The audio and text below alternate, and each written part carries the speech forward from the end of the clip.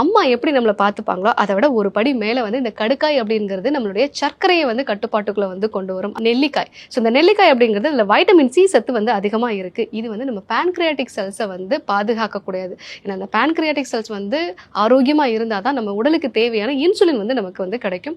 அதே மாதிரியான ஒரு மூலிகை தான் வந்து நாவல் கொட்டை. இந்த நாவல் கொட்டை வந்து பார்த்திங்கன்னா இன்சுலின் எப்படி நம்ம உடம்புல வேலை செய்யுமோ அதே மாதிரியான ஒரு வேலையை தான் இந்த நாவல் கொட்டையும் வந்து செய்யுது அப்படிங்கிறத இந்த ஆராய்ச்சிகள்லாம் வந்து சொல்லியிருக்கு. ஸோ அடுத்ததாக சீந்தில். இந்த சீந்தில் அப்படிங்கிறத வந்து அமிர்தம் அப்படின்னு சித்த மருத்துவத்தில் வந்து சொல்லுவாங்க.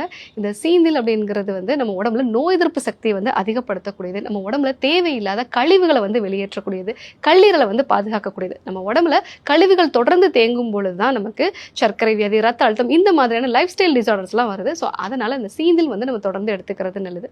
ஸோ அடுத்ததாக மஞ்சள். மஞ்சள் நம்ம எல்லாருக்குமே தெரியும், உணவுலையும் நம்ம வந்து சேர்த்துப்போம், மருந்தாகவும் நம்ம வந்து சேர்த்துப்போம். இந்த மஞ்சள் அப்படிங்கிறது சர்க்கரை வியாதியோடைய பக்க விளைவுகளாக இருக்கிறது, அதாவது நம்மளுடைய நரம்புகள் வந்து பாதிக்கப்படுறது, அதே மாதிரி சிறுநீரகம் வந்து பாதிக்கப்படுறது, நம்மளுடைய கண் பார்வை வந்து பாதிக்கப்படுறது, ரெட்டினோபதி நம்ம சொல்லுவோம். இந்த மாதிரியான டயபெட்டிக்கோட சைடு எஃபெக்ட்ஸை வந்து இது குறைக்கக்கூடிய ஒரு தன்மை வந்து இருக்குது.